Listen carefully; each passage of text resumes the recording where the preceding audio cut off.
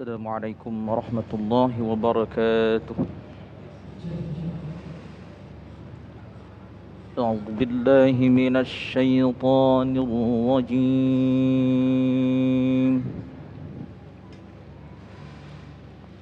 بسم الله الرحمن الرحيم.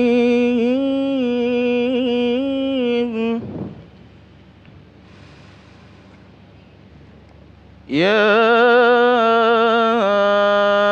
أيها الذين آمنوا اجتنبوا كثيرا من الظن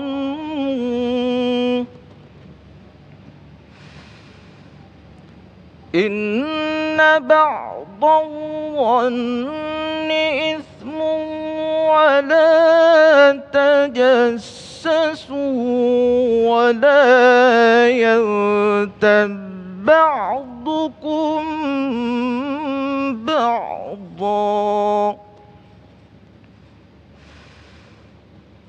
أيحب أحدكم أن يأكل لحم أخيه ميتا فكرهتموه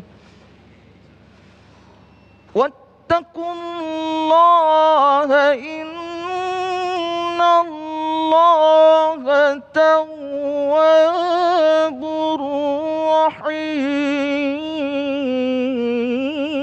رحيم واتقوا الله إن الله تواب رحيم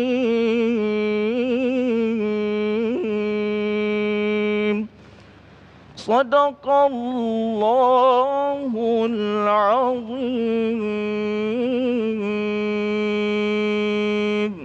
السلام عليكم ورحمة الله وبركاته. Assalamualaikum warahmatullahi wabarakatuh. Alhamdulillahirabbil alamin. Allahumma shalli ala sayyidina Muhammad wa ala ali sayyidina Muhammad.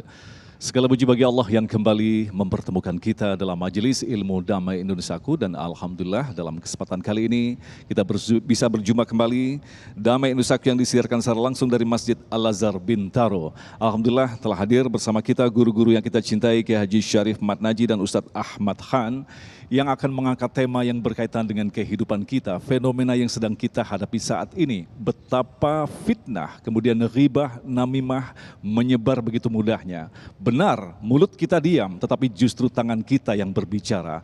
Ini adalah merupakan nasihat bagi kita agar kita berhati-hati bahwa kita adalah umat akhir zaman yang dihadapkan dengan begitu banyak fitnah. Lantas bagaimanakah kita menghadapi kondisi seperti ini? Insya Allah itulah tema yang kita akan angkat dalam kesempatan kali ini. Dan seperti biasa bagi pemirsa di rumah yang ingin mengajukan pertanyaan, insya Allah nanti kami siapkan 3 segmentasi, 3, 4, dan 5. Dan juga para jemaah Bapak dan Ibu yang ada di Masjid Al-Azhar Bintaro untuk mempersiapkan pertanyaan yang insya Allah nanti kita akan diskusikan pada segmentasi selanjutnya nanti. Inilah Damai Indonesiaku yang dipersembahkan oleh Sarung Wadimor, tentu sarung kita. Selamat mengikuti.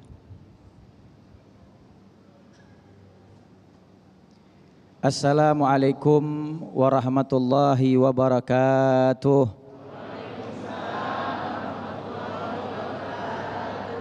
Alhamdulillah wassalatu wassalamu ala rasulillah Sayyiduna Muhammad ibn Abdillah wa ala alihi wa sahbihi wa man nasarahu wa walah wa la hawla wa la quwata illa billah. Subhanaka la ilma lana illa ma'alamtana innaka antal alimul hakim. Ya Fatah ya Alim, ya Fatah ya Alim, ya Fatah ya Alim, iftah alaina futwal arifin wa faqihna fiddin wa alimna ta'wil wa hadina ila sawa'i sabil walhamdulillahi rabbil alamin. Hadirin segenap jamaah kaum muslimin wal muslimat, jamaah Damai Indonesiaku TV One yang dirahmati oleh Allah Subhanahu wa taala. Yang sama kita hormati Kiai Haji Syarif Mat Naji, Al-Ustadz Agung, mata'an Allah bituli hayatihim amin, wa nafa'ana bi ulumihim amin ya rabbal alamin. Hadirin yang dirahmati oleh Allah Subhanahu wa taala, bicara masalah gibah, Allah Subhanahu wa taala sudah jelaskan di dalam Al-Qur'an, kata Allah Subhanahu wa taala, wala yaktab ba'dukum ba'dan ayuhibbu ahadukum an ya'kula lahma akhihi maitan fakarihtumuh. Allah Subhanahu wa taala samakan orang yang suka gibah, membicarakan aib orang, dengan orang yang memakan daging bangke saudaranya sendiri.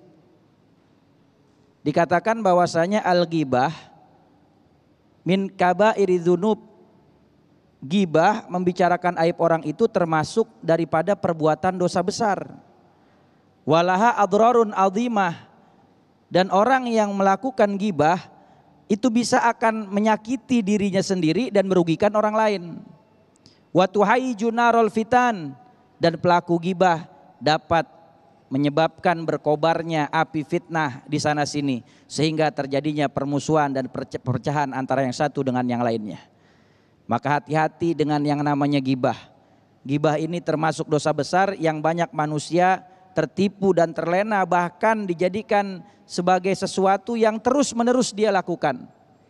Kata Rasulullah Shallallahu Alaihi Wasallam, adadruna mal gibah, tahukah kalian apa yang dimaksud dengan gibah? Qalu Allahu wa rasuluhu a'lam. Lalu kemudian para sahabat berkata, Allah dan Rasulnya yang lebih mengetahui ya Rasul. Lalu kata Nabi Muhammad sallallahu alaihi wasallam, qala dzikru akhaka bima yakrah. Gibah adalah menyebut-nyebut, menceritakan sesuatu dari saudaramu di saat mereka tidak ada, dan sesuatu yang disebut-sebut yang diceritakan itu sesuatu yang kalau seandainya dia tahu maka dia akan benci kepada sesuatu yang diceritakan darinya. Kalau yang diceritakan yang baik mah insya Allah orangnya bakalan ridho ya Bu ya. Tapi kalau yang diceritakannya yang buruk, yang diceritakannya hal yang tidak baik, maka ini masuk ke dalam kategori gibah. Lalu sahabat tanya, ya Rasul, in kana ma'akuluhu fihi, kalau seandainya yang saya sampaikan, yang saya ceritakan tentang orang tersebut ada di dalam diri orang itu bagaimana? Kata Nabi Muhammad, faqadib tabtahu, seandainya yang kamu ceritakan, yang kamu sebut-sebut, yang kamu gibahin itu benar ada pada diri orang tersebut, maka sungguh kamu telah melakukan perbuatan dosa gibah. Tapi seandainya sesuatu yang kamu bicarakan tentang saudaramu, engkau bicarakan keburukannya, engkau bicarakan aibnya, tetapi sesuatu itu tidak ada pada dirinya, faqad bahattahu, kata Rasulullah, sungguh kamu telah berdusta dan kamu telah membuat fitnah.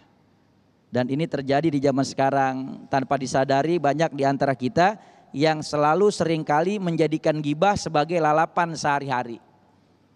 Bahkan baginda Rasul Nabi Muhammad SAW, beliau mengatakan bahwasanya orang yang gibah, maka nanti pada hari kiamat mereka akan diberikan azab yang begitu dahsyat oleh Allah Subhanahu wa taala, sebagaimana kisah di dalam kitab Mi'rajun Nabawi. Pada saat baginda Rasul Nabi Muhammad SAW berangkat Mi'raj, kata Rasulullah, marartu bi aqwamin lahum adfarun min nuhasin. Ketika aku diberangkatkan Mi'raj oleh Allah Subhanahu wa taala, aku diperlihatkan ada golongan orang yang mereka diazab oleh Allah Subhanahu wa taala, mereka memiliki kuku yang terbuat dari besi. Yakhmasyuna wujuhahum wa sudurahum bi adfarihim. Mereka mencakar-cakar wajah mereka dan dada mereka dengan kuku mereka yang terbuat dari besi. Lalu kemudian Rasulullah tanya kepada malaikat Jibril, man haula ya Jibril? Siapa mereka wahai malaikat Jibril? Kata malaikat Jibril, haula illadzina ya'kuluna luhuman nas. Ya Rasulullah, mereka adalah golongan orang-orang yang suka makan daging saudaranya sendiri. Maksudnya orang yang suka gibah, membicarakan aib orang, suka menceritakan keburukan orang, maka inilah azab mereka. Mereka akan diazab sedemikian rupa oleh Allah Subhanahu wa taala nanti. Makanya jauh-jauhin yang namanya gibah. Nabi udah ngingetin kita. Kata Nabi Muhammad, man amana billah wal yaumil akhir falyakul khairan aw liyasmut. Siapa orang yang beriman kepada Allah dan hari akhir, maka hendaklah dia berkata perkataan yang baik, atau kalau tidak lebih baik diam. Bu, banyak ibu-ibu yang belanja sayur, belanjaannya udah kelar, ngomongin orangnya setengah jam. Kalau ibu-ibu yang belanja belum pada pulang, belum kelar tuh dia ngomongin orang. Wal iyadzubillah. Hati-hati membicarakan aib orang ini tanpa disadari, Ini lebih dahsyat daripada perbuatan zina, kata Rasulullah. Kata baginda Rasul Nabi Muhammad SAW, al-ghibah asyadu minaz zina. Perbuatan ghibah, membicarakan aib orang, itu lebih dahsyat daripada zina. Sahabat tanya, ya Rasulullah, kok bisa orang yang ghibah lebih dahsyat dari orang yang berzina? Kata Nabi, orang yang berzina qad yazni wa yatub. Dia berzina tapi dia bisa bertobat kepada Allah Subhanahu wa taala, fayatubullah alaih. Allah terima tobatnya. Tapi orang yang suka ngomongin aib orang, walaupun dia sudah tobat kepada Allah taubatan nasuha, tapi kalau belum dapat maaf, belum dapat ridho dari orang yang digibahin, dari orang yang dibicarain keburukannya, belum dapat ampunannya Allah Subhanahu wa taala. Makanya hati-hati, bersihkan diri kita daripada penyakit gibah. Sibukkan lisan dengan berzikir, bersolawat, beristighfar, dengan perkataan-perkataan yang positif. Insya Allah lisan kita selamat dan aman daripada gibah, membicarakan aib orang, sehingga kita selamat dunia akhirat. Amin ya rabbal alamin. Amin ya rabbal alamin. Terima kasih Ustadz Ahmad Khan dan pemirsa yang dirahmati Allah. Itulah tadi sebuah muqaddimah yang memberikan kepada kita warning agar kita berhati-hati dengan perbuatan yang biasanya kita anggap sesuatu yang sangat biasa, tetapi ternyata memiliki dosa yang sangat besar. Insya Allah dalam segmentasi selanjutnya nanti Kiai Syarif akan menjelaskan kepada kita tentang bahaya dan kafaroh ghibah dan namimah. Selepas pesan-pesan berikut ini, Damai Indonesiaku yang dipersembahkan oleh Sarung Wadimor, tentu sarung kita.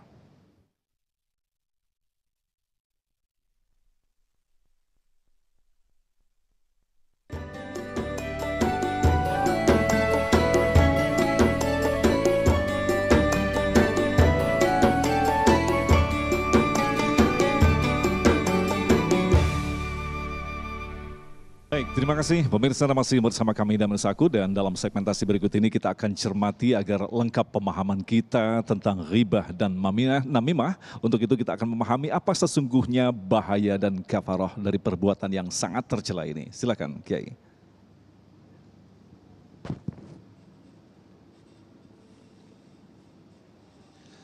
Bismillahirrahmanirrahim. Assalamualaikum warahmatullahi wabarakatuh.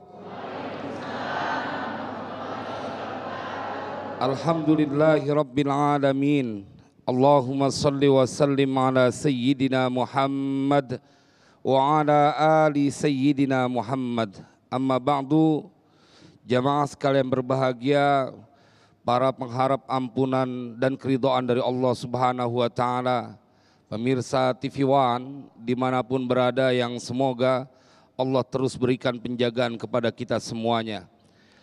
Ghibah dan namimah yang menjadi pembahasan kita pada kesempatan kali ini adalah dua perkara yang sekarang banyak orang melakukan tetapi tidak merasakan melakukannya.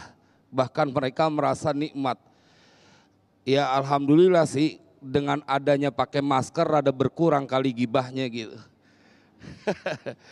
Jamaah sekalian yang berbahagia, Imam Ghazali nyeritain di masa Rasulullah itu ada dua orang wanita yang ini termaktub dalam bab tentang puasa justru. Ketika dua orang wanita ini ngirim utusan kepada baginda Rasulullah SAW karena udah nggak sanggup ngejalanin puasa, seakan-akan mereka akan mati, kemudian ngirim utusan kepada Rasulullah supaya boleh membatalkan puasanya. Tetapi kemudian utusan itu diberikan satu buah cara kita ember. Dan kemudian Nabi bilang, nanti maaf, muntahkan di dalam ember ini. Begitu sampai utusannya dimuntahkan. Dan yang keluar maaf adalah daging segar. Satu wanita lagi melakukan itu sampai penuh. Dan inilah yang sabda Nabi SAW, ini orang berpuasa tapi duduk bersamaan menceritakan aib saudaranya. Jamaah, di masa Rasulullah terjadi.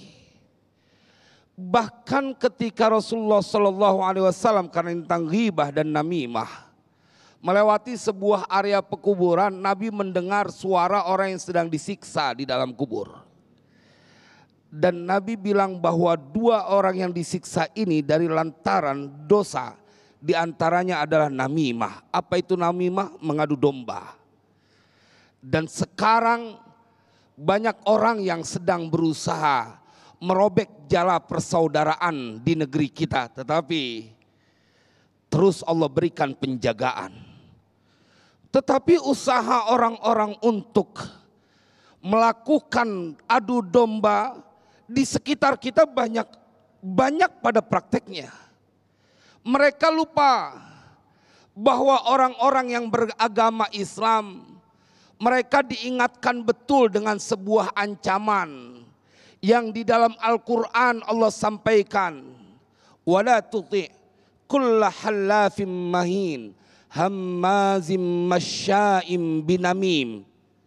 Allah udah ingetin buat orang-orang yang mereka takut dengan siksaan Allah, buat mereka orang-orang yang disebut sebagai umat Nabi Muhammad SAW, mereka nggak bakal kena diadu domba. Karena udah dipesan di dalam Al-Quran, ente jangan taatin ya orang-orang yang dia kerjaannya mondar mandir pengen ngadu domba.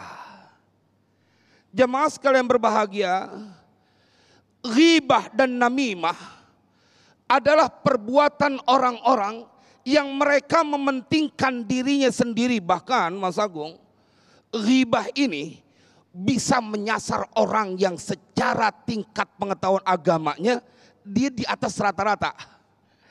Kata Imam Ghazali, ini penyakit ghibah bisa menyasar orang yang pada status khos. Setan dia telah yakin dan mereka telah putus asa untuk menjadikan manusia menyembahnya. Dia punya banyak cara untuk supaya kebaikan-kebaikan yang dilakukan oleh manusia habis terkikis. Karena ghibah itu akan menghabiskan kebaikan yang telah engkau lakukan. Bayangkan tadi yang kita dengarkan dari Ustaz Ahmad. Yang bersabda adalah baginda Rasulullah. Hati-hati saat kau bercerita tentang keburukan saudaramu, maka sesungguhnya engkau telah melakukan dosa yang lebih besar daripada zina. Waliyadzubillah. Tetapi ini kan nggak banyak orang sadarin. Nggak puas rasanya kalau nggak menceritakan keburukan saudaranya.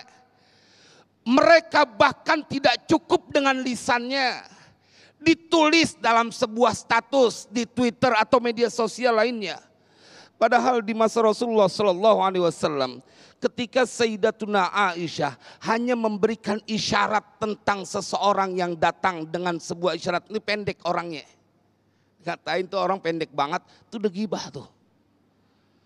Jamaah sekalian yang berbahagia, Nabi Muhammad SAW begitu sayang sama umatnya. Jangan sampai ente punya kebaikan, kemudian pada waktunya saat dihitung itu semua kebaikan, ternyata banyak orang yang datang nuntut tentang ghibah yang kau lakukan saat di dunia. Jamaah sekalian berbahagia, karena itu keselamatan manusia tergantung kepandaian mereka dalam menjaga lisannya. Ustadz, saya bisa jaga lisannya, jaga juga ente punya tangan. Bahkan isyarat, engkau mengisyaratkan menghina seseorang, menceritakan aib seseorang, tidak dengan lisan, tidak dengan tulisan, hanya dengan isyarat sudah termasuk ghibah. Dan bahkan engkau yang mendengarkan orang yang ghibah, sabda Nabi SAW, al-mustami'u ahadul mugtabaini. Orang yang dengerin seseorang yang menceritakan keburukan saudaranya, yang kalau sampai ke telinga orang yang diomongin, dia marah. Maka engkau mendengarkan, mulutmu tidak berkomentar, hanya mendengarkan, mengkonsumsi cerita ghibah itu. Sabda Nabi SAW, ente termasuk orang yang ghibah. Wah, ngeri bu, ngeri pak. Kalau kita ketemu orang yang menceritakan aib saudaranya, ketahuilah itu orang jangan-jangan juga sering menceritakan aib kita. Sama ketika ada orang yang ingin mengadu domba, memuji kita, menjelekkan saudara kita yang lain, ketahuilah jangan-jangan dia lakukan sama itu kepada kita. Karena orang-orang yang mereka melakukan ghibah dan namimah, mereka pasti di dalam hatinya ada kebencian kepada seseorang yang dia gibah. Kata Imam Ghazali, sebab utamanya nih orang punya kebencian gak ketulungan, sehingga dia terus ingin membuka aib saudaranya, kendati pun orang itu dia tidak mengetahuinya, dia ingin membuka terus. Dan jamaah sekalian berbahagia, semoga Allah selamatkan kita dari semua perkara yang akan merusak ibadah kita kelak di yaumil qiyamah. Amin ya rabbal alamin. Luar biasa sekali, terima kasih Kiai. Dan itulah tadi pemirsa yang dirahmati Allah, dua mukadimah yang tentu saja menjadi bahan kita untuk bisa berdiskusi lebih dalam lagi, mencermati betapa kita adalah umat akhir zaman yang dihadapkan dengan ujian yang sangat berat dibandingkan dengan umat-umat terdahulu. Salah satunya adalah hadirnya teknologi yang memudahkan kita untuk ghibah, bukan dengan mulut kita, tapi dengan jari jemari kita. Insya Allah kita akan jawab pertanyaan-pertanyaan Anda selepas pesan-pesan berikut ini. Tetaplah bersama kami, Damai Indonesiaku.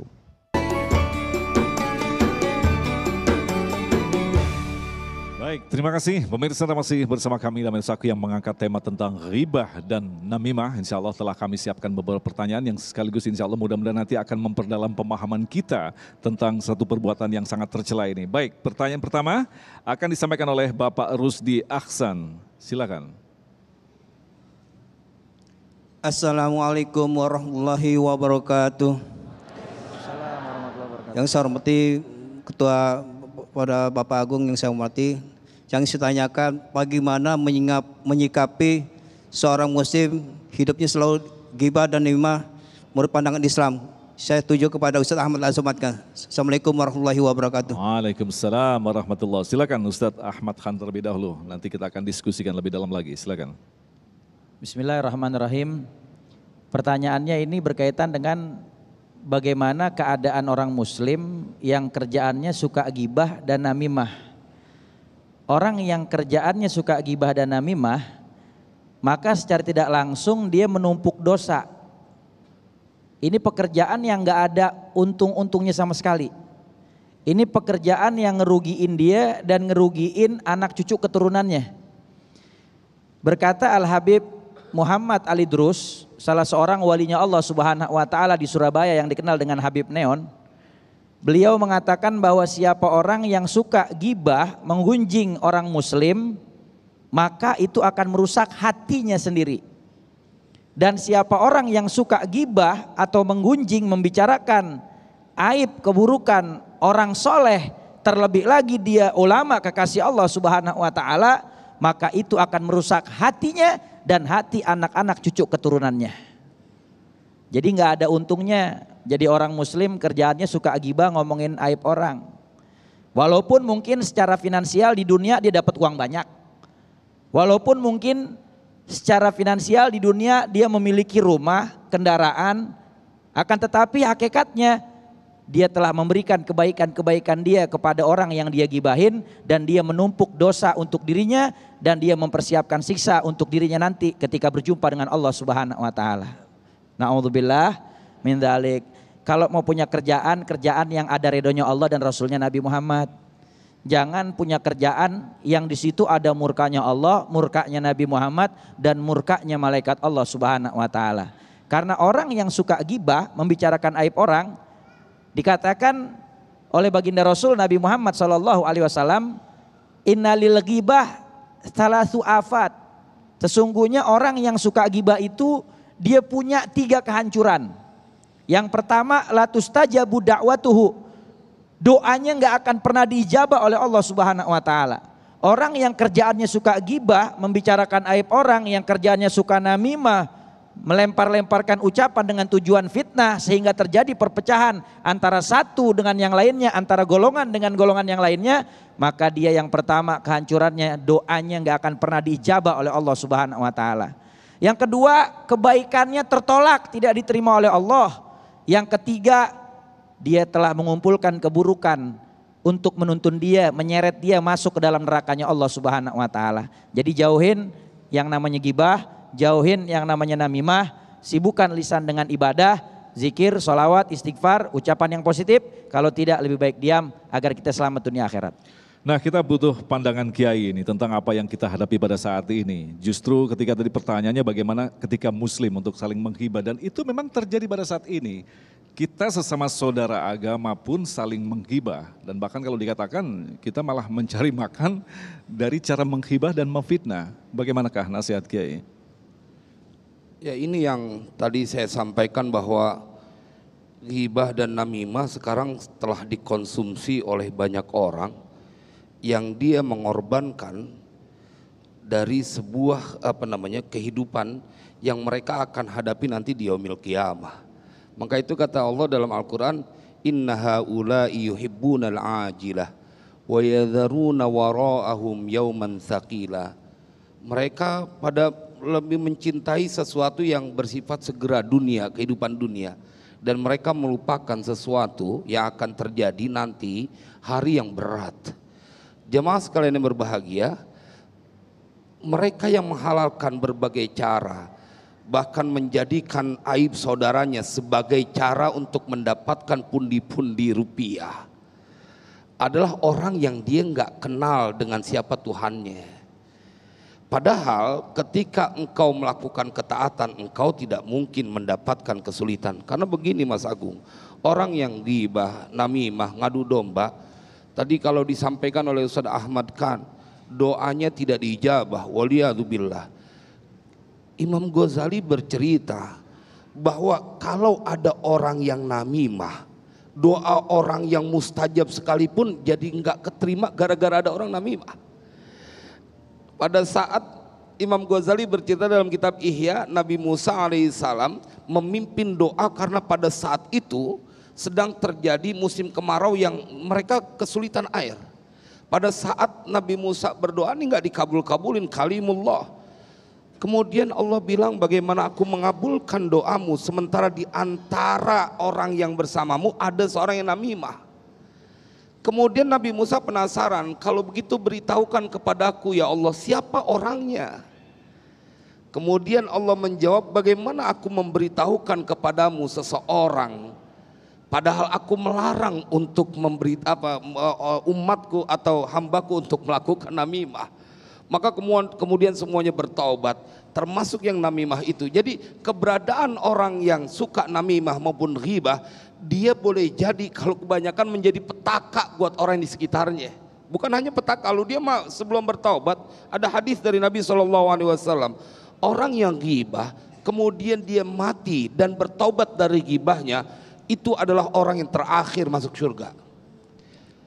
Orang yang ghibah dan dia mati dalam keadaan masih suka menghibah, maka dia adalah orang yang pertama masuk neraka.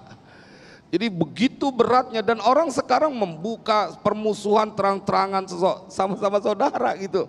Menceritakan aib saudaranya demi membahagiakan orang yang ngebayar dia. Dia lupa bahwa yang memberikan rezeki adalah Allah. Kau menginginkan untuk menjadi hamba dari manusia. Kalau orang Jakarta bilang, ente dibudakin manusia.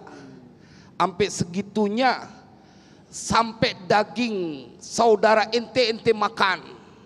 Maka jemaah sekalian berbahagia, fungsinya kita ngaji di Damai Indonesia, aku diingatkan, apa yang menyebabkan engkau melakukan ghibah? Pasti karena kemarahanmu, pasti karena kepentingan pribadimu. Ketahuilah, ketika engkau menjadi hamba Allah, engkau dalam jaminan Allah. Tidak perlu menghalalkan berbagai cara, apalagi sampai membuka aib saudara. Jadi bisa dikatakan kalau kita jujur, kesulitan-kesulitan yang kita hadapi khususnya di bangsa ini, bisa jadi kita melakukan pembiaran terhadap ghibah-ghibah yang lalu lalang di hadapan kita dengan begitu mudahnya. Seperti apa pandangan Kiai? Bahkan dalam Al-Quran Mas Agung, cilakanya adalah kalau kemudian kemungkaran dibiarkan bahkan dipelihara, maka yang akan terjadi adalah azab dari Allah Subhanahu wa taala. Karena mereka la yatanahawna an munkarin fa'alu. Mereka tidak saling mencegah terhadap kemungkaran yang mereka lakukan. Justru memupuk dan membuat orang banyak, wah seru nih kalau ada saling, apa sih namanya, buzzer apa tuh gitu. Kalau orang-orang, dia kan buzzer tuh orang atau sekelompok yang dia punya jasa untuk ngangkat kepentingan seseorang. Kalau itunya sih nggak ada masalah. Ente mau puji itu orang yang bayar ente nggak ada masalah. Yang jadi masalah ketika ente membuka aib orang lain, itu jadi masalah. kemudian menghalalkan berbagai cara. Baik, Kiai, kita lanjutkan lagi penanya berikutnya. Kami persilakan Ibu Nuriyah. Silakan. Bismillahirrahmanirrahim. Assalamualaikum warahmatullahi wabarakatuh. Pada tema ghibah dan namimah ini tadi sudah banyak disampaikan oleh para ustadz. Alhamdulillah, mudah-mudahan dengan peringatan ini Indonesia menjadi damai. Amin ya rabbal alamin. Ustadz, tadi sudah disampaikan bahwa ghibah wan namimah itu asyaddu minaz zina. Astaghfirullahaladzim. Nah, ini banyak sekali zaman sekarang ini dengan pesatnya sosial media. Kadang-kadang ya tadi kita tidak merasa atau tidak bahwa kita itu melaksanakan atau melakukan hibah dan namimah tadi. Padahal Al-Quran juga sudah menjelaskan dalam surah Al-Baqarah, fitnah itu al-fitnatu asyaddu minal qatl. Bahwa Baik. ya, kemudian ada lagi al-fitnatu akbaru minal qatl. Ustadz, yang ingin saya tanyakan dengan pesatnya media sosial ini bagaimana untuk meminimalisir ghibah dan namimah itu dilaksanakan oleh baik bapak-bapak atau ibu-ibu. Terima kasih. Baik, terima kasih, Assalamualaikum Bunda. warahmatullahi wabarakatuh. Assalam. Ustadz Ahmad Khan, silakan. Meminimalisir ini. Iya. Bismillahirrahmanirrahim. Ini pertanyaan pernah ditanya oleh seseorang kepada guru mulia kami, Murabi Arwahana Sayyidul Walid Al-Habib Umar bin Muhammad bin Salim bin Hafidh bin Syekh Abu Bakar bin Salim hafidhahullah ta'ala wa ra'a, amin ya rabbal alamin. Kata beliau, segala sesuatu yang ada di tanganmu, apakah itu handphone ataupun gadget atau alat telekomunikasi yang ada yang bersamamu itu, sekarang ini kan media sosial begitu luasnya, begitu dahsyatnya, itu semua bisa jadi sorgamu dan bisa jadi nerakamu. Kalau engkau gunakan untuk kebaikan, untuk hal yang positif, untuk mengajak orang kepada kebaikan, mencegah daripada kemungkaran, dan juga memotivasi orang lain buat mendekatkan diri kepada Allah dan Rasulnya, maka insya Allah ini akan menjadi kebaikan dan ladang pahala buat kita. Tapi kalau media sosial itu kita gunakan untuk kemaksiatan, untuk gibah, membicarakan aib orang, untuk menulis segala sesuatu yang tidak ada manfaat, bahkan di dalamnya terdapat mudorot, menyakiti orang lain, menyebarkan fitnah, maka ini akan menjadi ladang dosa buat kita. Kata Imam Syafi'i, kalau kamu nggak punya amal jariah, minimal jangan sampai punya dosa jariah. Ini orang sekarang udah amal jariah nggak punya, yang baik dosa jariah bertumpuk-tumpuk. Gara-gara apa? Nulis di status aib orang, mengkomentari aib orang, dan lain sebagainya. Hati-hati, kata ulama, al-kitabah ahadul lisanain, tulisan tangan itu salah satu dari dua lisan. Karena sekarang yang dihukumi lisan bukan cuma mulut, tapi tangan, jari kita pakai buat ngetik tuh di handphone, kita share di grup, kita ketik di media sosial kita posting, maka itu kalau keburukan bisa menjadi dosa jariah wal iyadzubillah. Karena sesungguhnya orang yang gibah, kata Imam Ali bin Abi Thalib, al-ghibah juhdul ajiz. Gibah itu penyebabnya karena orang nggak punya kemampuan dengan orang yang digibahin. Dengan kemampuannya akhirnya jadi ngomongin aibnya. Padahal belum tentu aib yang diomongin ada pada diri orang yang diomongin. Bisa jadi itu boleh dia karang, bisa jadi itu dia boleh cari-cari. Padahal itu nggak ada pada orang tersebut. Na'udzubillah min dzalik. Hati-hati. Di dalam kitab Akhlaq lil Banin jilid keempat yang dikarang oleh Syekh Umar bin Ahmad Baroja, dijelaskan bahwasanya wal asbabu adda'iya ilal ghibah katsiratun. Penyebab-penyebab orang bisa gibah, ngomongin aib orang itu banyak. Salah satunya yang pertama adalah an yaghdab ala ahadin. Gara-gara benci, marah, kesel sama seseorang, akhirnya kekesalan itu dilampiaskan dengan cara gibah. Yang kedua an yahdura majlisan, kumpul di satu perkumpulan. Di situ ada saudaranya, keluarganya lagi ngomongin aib orang. Karena nggak enak, khaufan an yastaskiluhu wa yu'aduhu, takut kalau nggak ikutan gibah dimusuhin. Akhirnya jadi ikutan. Itu juga penyebab gibah. Walaupun kagak ngomongin orang, cuma dengerin, ahadul muktaben, jadi salah satu dari orang yang bergibah juga. Yang ketiga al-kibru, penyebab orang gibah itu karena sombong. Dan ciri orang sombong, yastazi bin nas wa yaskharuhu, suka merendahkan orang lain, akhirnya menceritakan kekurangan aibnya orang lain di hadapan yang lain agar dipuji dia sama orang yang ada di depannya. Yang keempat, wal hasad, karena penyakit hasud. Orang hasud sama nikmat orang karena orang lain gak boleh senang, yang boleh senang dia doang, yang boleh susah orang lain dia gak mau susah, maka dia gibahin aib orang. Yang terakhir kelima, yang banyak juga terjadi di antara kita, idha'atul waqt, ngabisin waktu kosong. Gara-gara nggak ada kerjaan, nggak ada ibadah yang dikerjain, akhirnya ngerumpi ngomongin aib orang. Ngerumpi tidak pakai mulut tapi pakai tangan juga gitu. Pakai tangan juga. Naudzubillah. Terima kasih atas jawaban yang sangat luar biasa sekali. Insya Allah kita akan lanjutkan lagi untuk menjawab pertanyaan-pertanyaan berikutnya. Untuk itu tetap bersama kami. Tambah insyaku yang dipersamakan oleh sarung Wadimor, tentu sarung kita.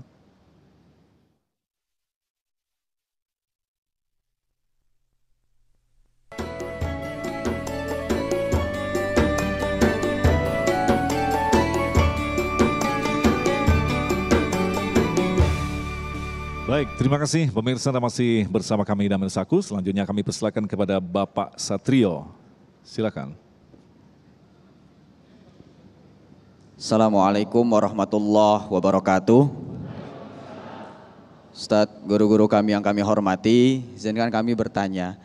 Terkadang di dalam kehidupan ini Ustadz, batasan antara yang halal dan haram, yang baik dan buruk ini sangat tipis sekali. Di dalam kita hidup, bermasyarakat, bekerja gitu, terkadang kan kita pasti melakukan evaluasi-evaluasi. Dan itu tidak jarang evaluasi itu sampai pada tataran evaluasi personal gitu. Nah, apakah juga ini termasuk di dalam ghibah, atau sejauh mana sih perkataan kita itu, omongan kita itu dianggap sebagai ghibah begitu Ustadz? Terima kasih. Baik, Assalamualaikum warahmatullahi wabarakatuh. Silakan Kiai Syarif. Ya, ada beberapa model yang dia ghibah tetapi diperbolehkan. Ketika seseorang menceritakan aib saudaranya saat di persidangan karena untuk membela dirinya, dia kan harus memaparkan, itu diperbolehkan. Saat dia menginginkan sebuah perbaikan, karena ini terjadi pada saat Umar Ibnul Khattab dalam riwayat bersama Utsman bin Affan, ketika beliau memberi salam, kemudian Utsman bin Affan tidak menjawab. Umar Ibnul Khattab datang ke Abu Bakar As-Siddiq dan kemudian bercerita, salamku tidak dijawab oleh Utsman bin Affan. Dalam rangka kemudian berharap Abu Bakar As-Siddiq mengingatkan karena lebih senior, dia kan menceritakan aib saudaranya, tetapi dalam rangka perbaikan. Nah, itu diperbolehkan. Itu bukti dia sayang kepada saudaranya. Dan pada saat ini gitu, hampir sulit kita ketemu dengan orang yang menceritakan aib saudaranya gitu dan berharap kebaikan terjadi pada saudaranya. Yang ada gemes banget ceritanya gitu. Emang gua lagi liatin aja tuh orang. Gitu udah. Sekarang baru deh diceritain semuanya. Nah, yang tahu kita. Jadi ada batasan di mana orang-orang yang dia melakukan itu tetapi diperkenankan. Jadi tidak evaluasi kalau kita misalkan atasan gitu ya.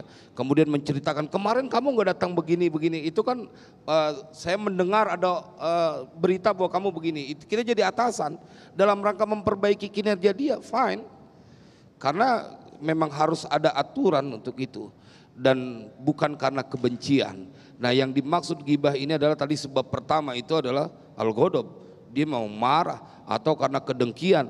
Sebabnya itu dia menginginkan sesuatu petaka terjadi kepada saudaranya, menginginkan ada kegelisahan terjadi pada saudaranya, atau membuat framing supaya orang tidak suka kepada diri dia. Nah, itu keji, itu perbuatan keji itu. Jadi pantas dia termasuk dosa yang besar itu ghibah itu, gitu ya. Baik, terima kasih. Kita lanjutkan lagi kepada Bapak Aji Junaidi. Silakan. Mic-nya tolong bisa di-share ke belakang.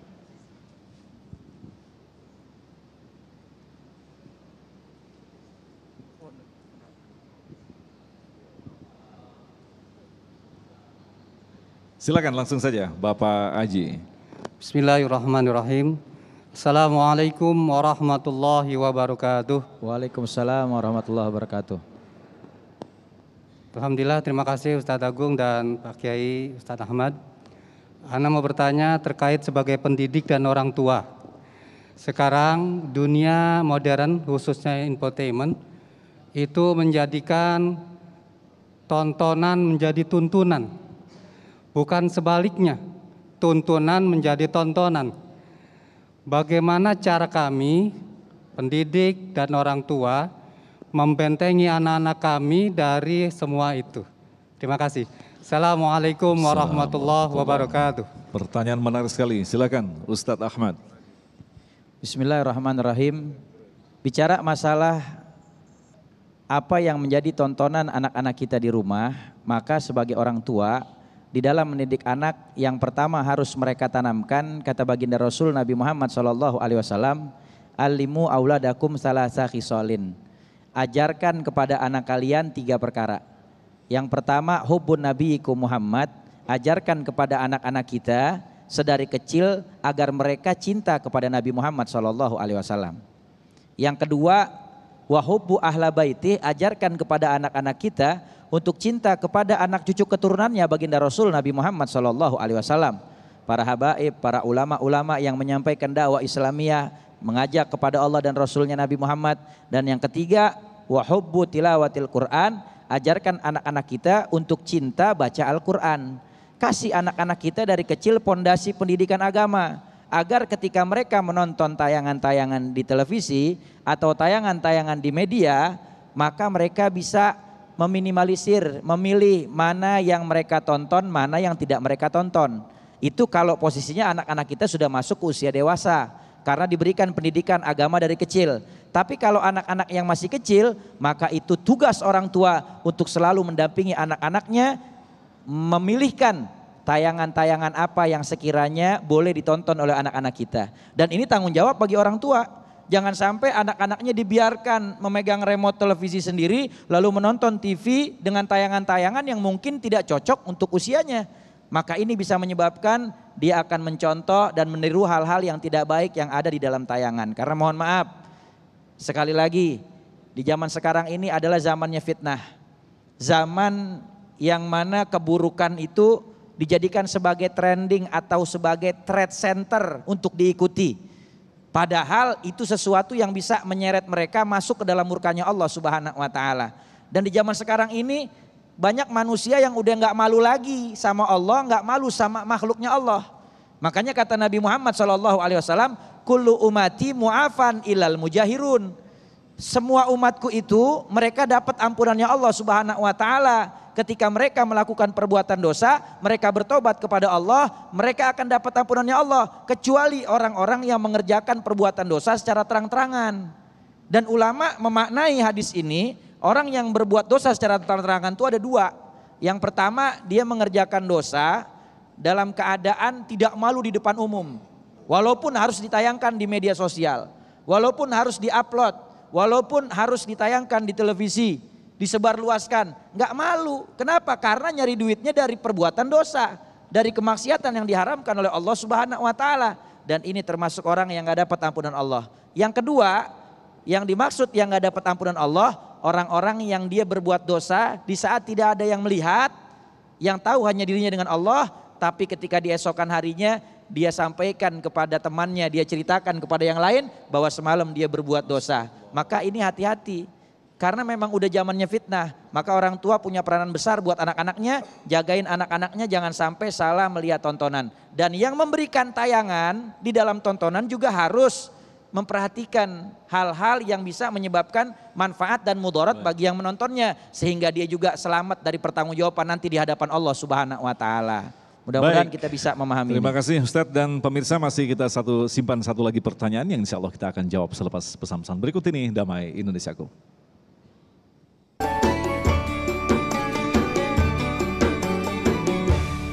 Baik, terima kasih pemirsa, Anda masih bersama kami Damai Indonesiaku, dan kita sampai di pertanyaan yang terakhir akan disampaikan oleh Ibu Elin Herlina yang akan dijawab oleh Kiai Syarif. Tafadhol, Bunda.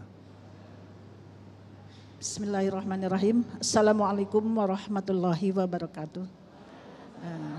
yang ingin saya tanyakan kepada para guru kita, bagaimana menyikapi seandainya kita diadu dombakan oleh teman sendiri? Saya seandainya diadu dombakan oleh teman, bagaimana menyikapinya begitu?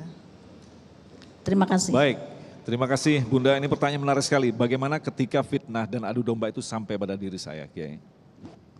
Ya, panduan agama kita, maka ketika engkau dizalimi, engkau berhak untuk membela diri. Tetapi bila engkau memaafkan, itu lebih baik. Ini dia level tinggi memang. Jadi seseorang yang mempunyai keluasan hati, sampai ada sahabat Nabi yang dia sedekah. Siapa saja yang pernah menzalimi aku sedekahkan, aku tidak menuntutnya gitu. Jadi memang ini yang begini yang harus kita tularkan, karena tadi saya ingin menyambung bahwa di zaman sekarang ini rada berat, tugas anak-anak kita itu juga semakin berat, ujiannya semakin berat. Karena dengan tontonan-tontonan yang, karena itu kita perlu bungkus Pak. Saya suka nangis kalau lagi mikirin nasib anak-anak kita ke depan. Berat betul mereka untuk menjaga diri mereka dengan keadaan yang seperti ini. Seakan-akan permusuhan membuka aib itu sesuatu yang biasa. Dan bahkan dengan media sosial yang tadi sudah liar dalam melakukan tayangan-tayangan yang ini sangat mengganggu masa depan anak-anak kita. Jadi kalau pada kondisi seperti ibu, wa'fu amman zalamak, maafkanlah terhadap orang-orang yang telah menganiayamu. Itu level tertinggi memang. Kendati pun kita membela diri diperbolehkan. Cuma kalau kita ingin mendapatkan grade yang tertinggi, ya pada saat engkau memaafkan, silman koto'aka wa'fu amman zolamaka, sambung silaturahim orang yang memutuskanmu. Jadi kita yang disuruh aktif gitu. Dan hanya orang-orang istimewa yang melakukan itu. Dan baginda Rasulullah SAW mencontohkan itu bertubi-tubi, berkali-kali. Bahkan kalau kita ngebaca perjalanan baginda Rasulullah, rasanya tidak mungkin kita tidak meneteskan air mata. Betapa beliau sabar, betapa beliau pemaafnya. Dan beliau dengan kesabarannya itulah yang kemudian menjadikan banyak musuh-musuh kemudian menjadi teman. Jadi pesona akhlak umat Nabi Muhammad harus tetap terpancar dalam keadaan apapun. Disitulah ujian kita. Kalau kita tahu bahwa orang yang dizalimi itu di backup sama Allah, jadi kita tenang aja. Karena Allah akan memberikan kesempatan kepada orang yang dizalimi dengan doa yang tidak tertolak. Jadi kalau kita ngeliat kayak begitu, kita berdoa aja, jawabin. Memang ini pertanyaan ini mewakili banyak orang, Mas Agung, mewakili banyak orang. Apalagi kadang-kadang kita lebih rendah secara finansial, kadang semena-mena innal insana liatqa arra'ahu stagna. Kalau udah punya duit rada belagu nih orang gitu. Ya kita biar sabar deh. Lu cuma sebentar doang di dunia gitu ya. Tapi menarik sekali, dizolimi tetapi justru Allah memberikan hadiah. Doa-doanya dikabulkan. Nah, ini Ustadz Ahmad secara singkat saja, artinya kebesaran hati kita untuk memaafkan bukanlah pekerjaan yang mudah. Artinya ini latihan atau memang diberikan kemudahan oleh Allah. Bismillahirrahmanirrahim. Ketika kita digunjingi orang, difitnah orang, dizolimi orang, lalu kemudian kita memaafkan, maka ini adalah salah satu karunia yang besar dari Allah Subhanahu wa Ta'ala yang Allah berikan kepada hamba pilihan. Pernah satu ketika Imam Hasan Basri ini ketika beliau sedang berada di majelisnya, tiba-tiba datang seseorang berkata kepada Imam Hasan Basri, si fulan itu membicarakan aib kamu. Aibnya ini dan itu. Lalu kemudian Imam Hasan Basri bilang kepada pelayannya, tolong bawakan oleh kamu bersusun-susun korma, engkau hadiahkan kepada orang yang menggibah dan menzolimi saya. Lalu ketika disampaikan itu susunan korma yang begitu banyak kepada orang yang menggibah dan menzoliminya, lalu kemudian Imam Hasan Basri berkata, tadi saya dapat kabar dari teman saya, kamu menghadiahkan saya kebaikan kamu. Maka sekarang saya balas kebaikan kamu, karena kamu memberikan kebaikan kamu kepada saya balas dengan saya bawakan susunan korma. Tapi mohon maaf, saya nggak bisa membalasnya dengan yang sempurna. Lihat, orang yang istimewa ketika dizolimi, ketika dia digibahin, ketika dia dibicarain aibnya, nggak usah kita lawan. kita kasih dengan kebaikan-kebaikan, nanti hatinya akan rontok cinta kepada kita. Masya Allah. Makanya apa kata Imam Syafi'i, idana toko safihu fala tujibhu wa khairu min ijabati asukutu. Kalau engkau diajak bicara oleh orang bodoh, jangan kau jawab. Sebaik-baiknya jawaban adalah diam. Ketika ibu lewat di satu komplek digonggongin anjing, jangan balas gonggong sama anjingnya, maka tinggalin aja. Nanti dia capek sendiri. Nanti Allah yang balas kebaikan kepada kita. Begitu. Terima kasih Ustadz Ahmad Khan, Kiai Sarif yang telah berbagi ilmu yang sangat luar biasa sekali dalam kesempatan kali ini. Insya Allah ini menjadi bekal kita untuk terus-menerus memperbaiki kualitas kita. Dan tentu saja kita terus mohon kepada Allah. Insya Allah di akhir nanti kita akan berdoa bersama, termasuk orang-orang yang diselamatkan dalam hadirnya fitnah yang menyebar begitu luar biasa di hadapan kita. Tetaplah bersama kami, Damai Indonesiaku.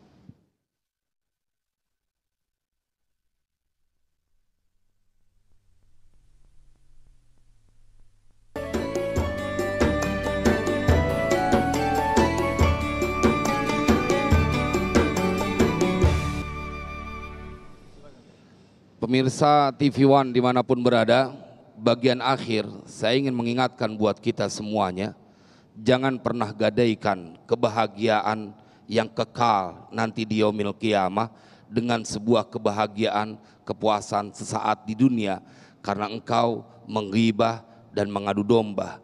Karena biar bagaimanapun mereka adalah saudara-saudara kita, dan ketahuilah saat engkau melakukan ghibah, engkau sedang membuka aibmu kelak di yaumil qiyamah.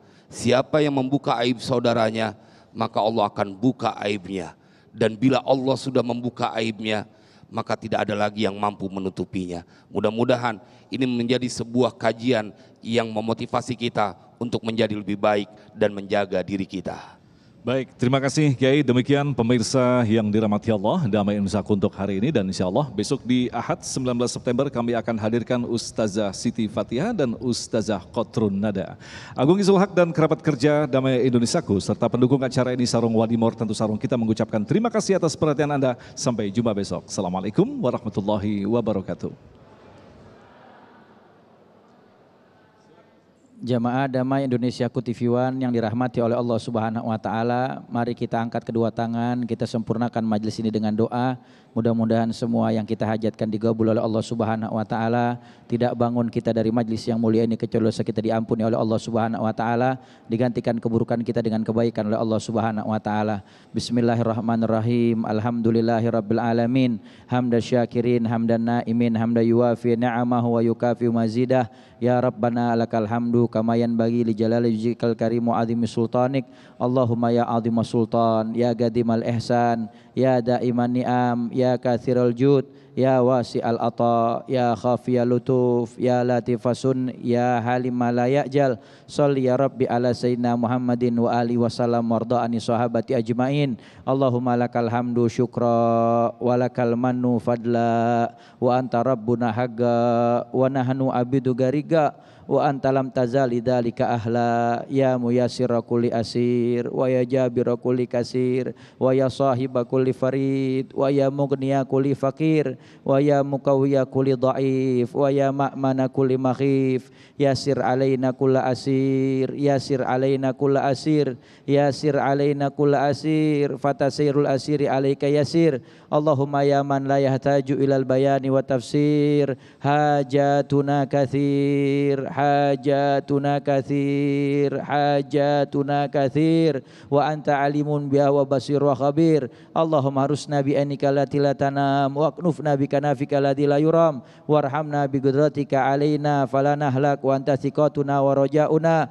Allahumma inna nas'aluka ziyadatan fid din wa barakatan fil umur wa sihatan fil jasad wa sihatan fil rizki wa taubatan qoblal maut wa syahadatan indal maut wa maghfiratan ba'dal maut wa afwan indal hisab wa amana minal adab wa nasiban minal jannah warzuqna nadhara ila wajhikal karim wa warzuqna syafa'ata nabil amin birahmatika ya arhamar rahimin. Rabbaghfir lana wa liwalidina wa li ikhwanina warhamhum kama rabbana shaghira. Rabbana atina fid dunya hasanah wa fil akhirati hasanah wa qina adzabannar. Allahumma barik lana fi auladina, Allahumma barik lana fi auladina, Allahumma barik lana fi auladina wa azwajina wa dzurriyyatina wa talamidatina wal hadirina wal hadirati wa la tadarrahum wa fiqna wa fikum li taatika warzuqna birrahum. Allahumma ya muqallibal qulub sabit qulubana ala dinik. Allahumma ya musarrifal qulub sarif qulubana ala taatik. Allahumma anta rabbuna farzuqnal istiqamah. Allahumma anta rabbuna farzuqnal istiqamah. Allahumma anta rabbuna farzuqnal istiqamah. Rabbana la tahrimna khair ma indaka li syarri ma indana fadlan wa isana. Wa sallallahu ala sayyidina Muhammadin nabil ummi wa alihi wa sahbihi wasallam walhamdulillahi rabbil alamin.